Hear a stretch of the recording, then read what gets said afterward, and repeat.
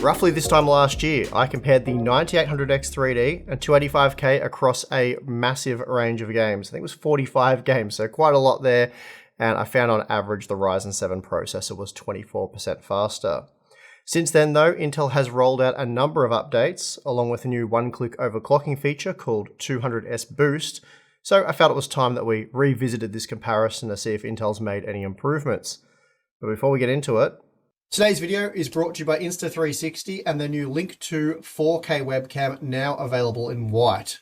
This unit features a high-performance half-inch sensor delivering crisp 4K video with an AI-powered audio algorithm providing great audio quality via the built-in microphone. Building on the original Link, the Link 2 also has, you guessed it, AI tracking for individuals and groups, as well as gesture control and auto framing. It now also offers modes such as customizable backgrounds and effects, so if you, like me, are sick of the hardware box studio, you can dip down to your local coffee shop and just hang out and relax.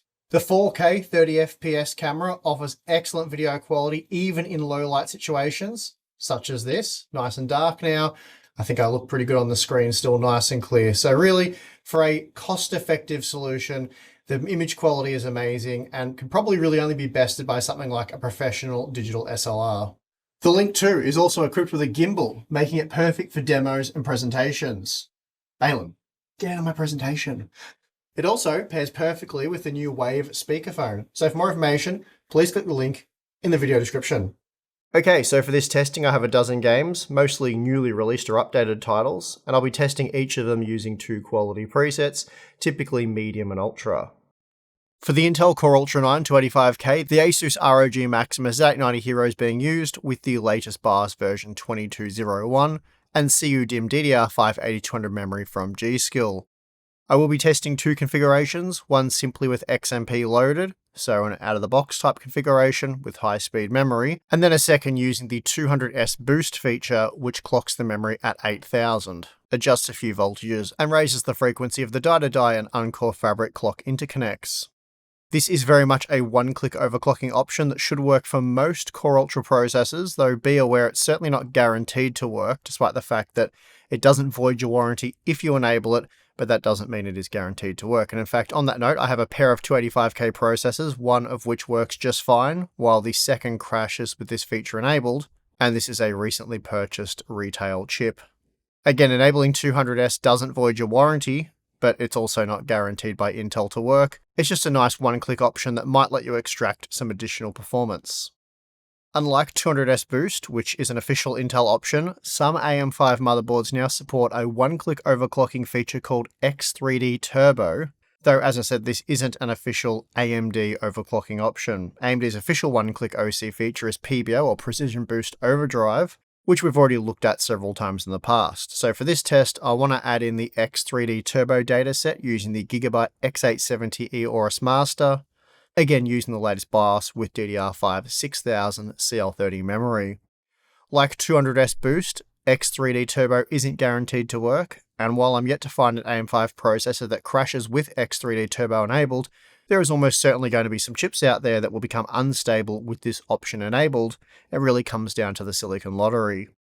In short, Gigabyte's implementation of this feature disables the second CCD on a dual CCD part, of course, like the 9950X3D, but for single CCD chips like the 9800X3D, it just disables SMT, or simultaneous multithreading, and tightens up a few memory timings, which can boost gaming performance, but it can also do at the cost of stability.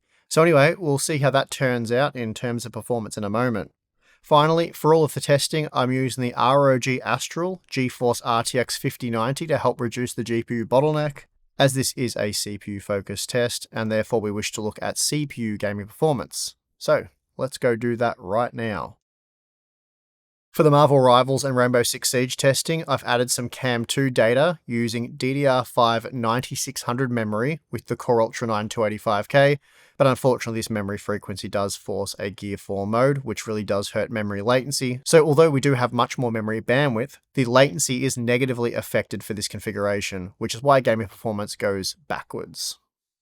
Now, when using the medium preset, the 285K allowed for 194 FPS on average using DDR5 8200, And once we enable 200S, this improved the result by 1.5% to 197 FPS. The 9800X3D, on the other hand, allowed for 242 FPS, making it 25% faster than the 285K when comparing the stock out-of-the-box performance with the memory profile loaded, of course. Then toggling on the X3D Turbo option boosted performance by a further 6% to 257 FPS, which means when comparing the one-click OC options, the 9800X3D ends up being 30% faster. Now, switching to the Ultra preset, we become much more GPU limited, and as a result, the performance margins between these two CPUs is massively reduced. Here, the 9800X3D was just 7% faster on average, and the one-click OC options had little effect on the results. Moving on to Rainbow Six Siege, using the medium preset, the 285K allowed for 488 FPS, and enabling 200S only improved this result by a mere 4%. This means when comparing the stock performance, but with memory profiles loaded, the 9800X3D was 18% faster than the 285K. Interestingly, enabling X3D Turbo improved performance by 10%, meaning when enabling the OC features, the 9800X3D ended up 25% faster, achieving 634 FPS on average. Again, we see when enabling the maximum quality preset, the margins are reduced, but even so, the 9800X3D was still 14% faster than the 285K. Assassin's Creed Shadows is generally a more GPU-limited title, even with the dialed-down medium settings. But even so, when using the medium preset, we see that the 9800X3D was 18% faster. And we also see that the one-click OC option only boosted performance for each CPU by a mere 2%. Interestingly, when switching to the ultra-high preset, the 9800X3D extends its lead out to 25%, though again the OC options don't really do anything here. Horizon Zero Dawn Remastered was tested using the built-in benchmark, and here the 9800X3D was 34% faster when using the medium preset, and again, the one-click overclocking options did little to nothing to both CPUs. Switching to the very high preset still saw the 9800X3D lead by a 35% margin, though this time 200S did help the 285K, boosting performance by 5%, but even so, when using the OC option for both parts, the 9800X3D still wound up being 29% faster. Moving on to Cyberpunk 2077 Phantom Liberty, when testing with the medium settings, we see that the 9800X3D is 42% faster than the 285K, allowing for 234 FPS on average opposed to just 165 FPS. The one-click OC options didn't do much for the average frame rate, but 200S did improve the 1% lows of the 285K by 5%, while X3D Turbo improved the 9800X3D by 12%. However, when we switch over to the ray tracing results, which are technically more CPU demanding, we find that even at 1080p, the limits of the RTX 5090 are found before the limits of the CPU, reducing the 9800X3D's lead to an 8% margin due to the stronger GPU bottleneck. Next up, we have Space Marine 2, and we see when using the medium preset that the 285K caps performance at just over 100 FPS, whereas the 9800X3D was good for 145 FPS, a 37% performance increase.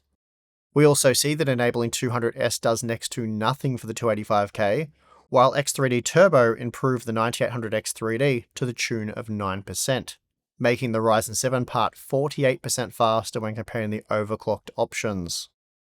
It's a very similar story when using the Ultra preset.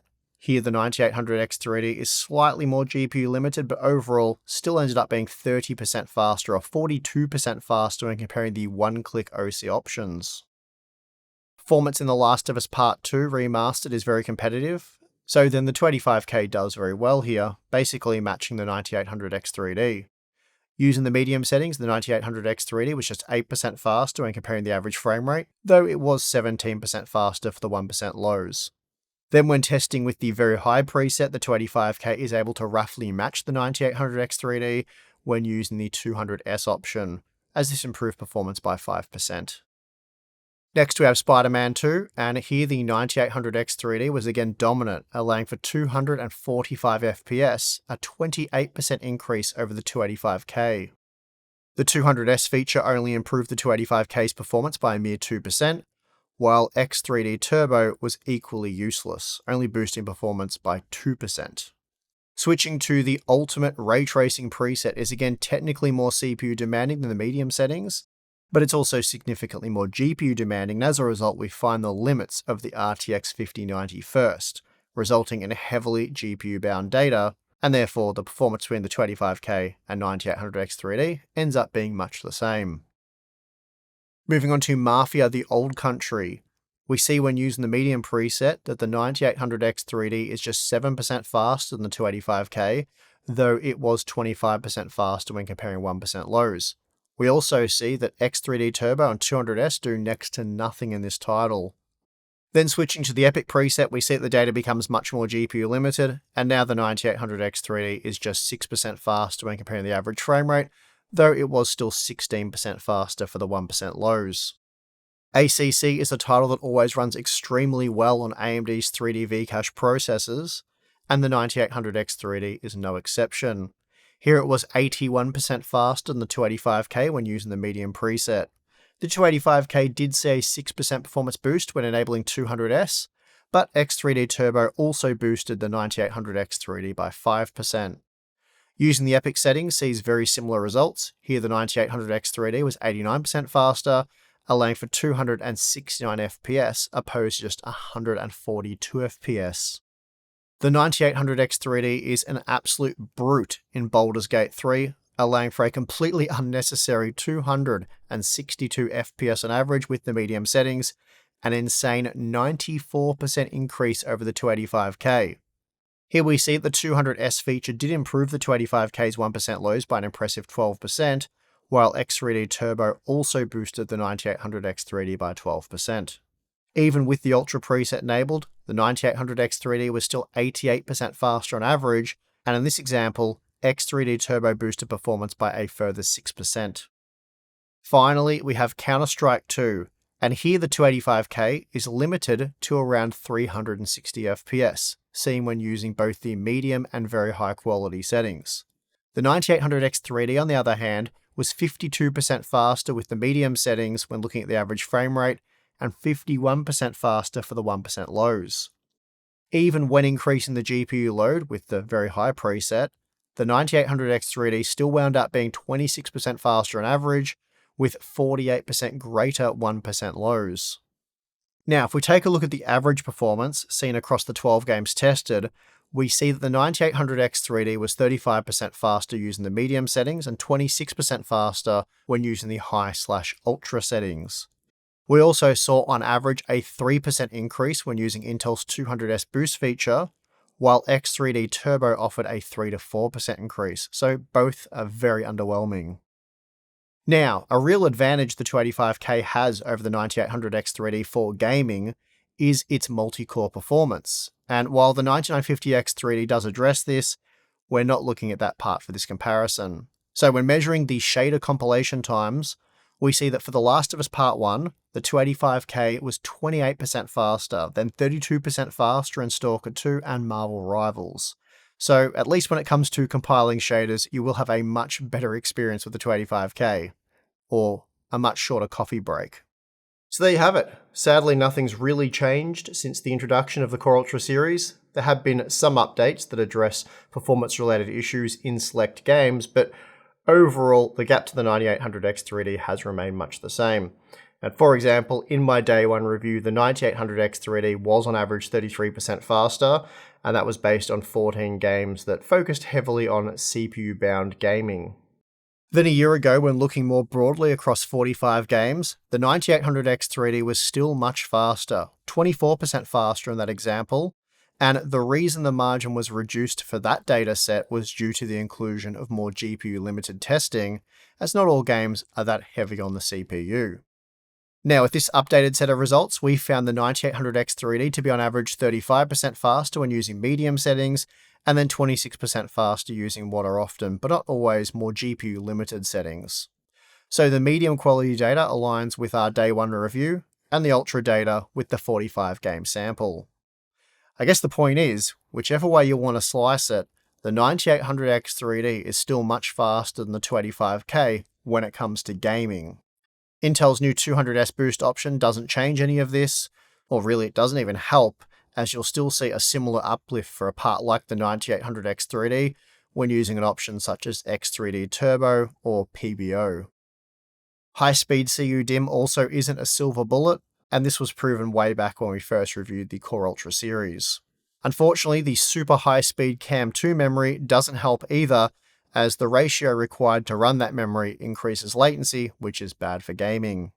Another angle that often comes up with these CPU comparisons is overclocking, and unfortunately it's become a very divisive subject over the past few years, and as a result, reliable information has become increasingly difficult to find, not just regarding the benchmark numbers, but also the actual settings to use to achieve those alleged numbers. And I've found, in my opinion, one of the best resources right now for getting this sort of information is Scatterbencher, an unbiased overclocking resource that not only provides great results, but also acts as a guide for how to achieve those results. It's a massively underrated overclocking channel, so if you are interested in the overclocking side of things, I'll provide a link in the video description so you can go check out Scatterbencher. Unfortunately though, Scatterbencher hasn't found any miracle settings that turn the 285K into a gaming beast.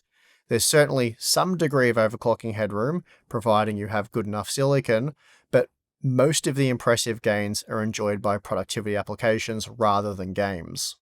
I did follow his extensive guide with my good 285K and found very underwhelming gaming results. Scatterbencher also reports gaming performance, though he does so using an RTX 2080 Ti, which is a bit of an odd choice, probably one thing I would like to see him change, but in any case, for Counter-Strike 2, performance was boosted by a mere 7%, 3% in Black Myth Wukong, and then 1% in Returnal, 3% in Tomb Raider, and 2% in Final Fantasy.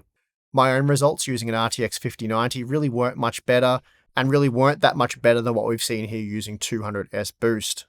In fact, Scatterbencher now recommends users enable the 200S boost feature and then increase the all-core ratio while trying to undervolt it a bit. So pretty straightforward stuff, and therefore there isn't any special settings that you can tinker with that make the 285K go brr. I've also tinkered with the memory tuning, and while this seems to yield the best results, the gains are again very underwhelming with my DDR5 8200 kit, and they get the 285K nowhere near the 9800 X3D, and that is of course a stock 9800 X3D, so no effort required there. Of course, the big advantage of the Core Ultra 9 285K is its strong productivity performance, and while easily matched by the 9950 X3D, the Ryzen 9 processor does typically cost a lot more money, a little over 30% more at this point in time. So there is some value in the 285K for those of you looking at probably what's more of an all-rounder, and the Z890 platform is excellent. Well, there is the little issue of upgradability, of course, and platform longevity has been a major issue over on the Intel side of things, and it's one that we really hope they're able to address with their next socket. As it stands now though, LJ1851, the socket used by the Core Ultra 200 series, is expected to be dead at this point, only seeing an Arrow Lake refresh, so no new architectures. So recommending anyone invest in this platform now is a pretty tough proposition, at least it is for me. I'd either wait to see what Intel has for us next with a future generation, or jump on AM5 now and hope that AMD can deliver the goods with Zen 6 and possibly even Zen 7 if the rumors are correct. Anyway, that is going to do it for this video. If you liked it, you know what to do. You can subscribe for more content. We also have the join button or Patreon if you want to get more Hardware Unboxed goodness. We have an exclusive Discord server for members only. We do monthly live streams, there's Q&A stuff and behind the scenes content. So check that out if you're interested, but if not, it's perfectly fine. And I would like to thank you for watching this video. I'm your host, Steve. See you again next time.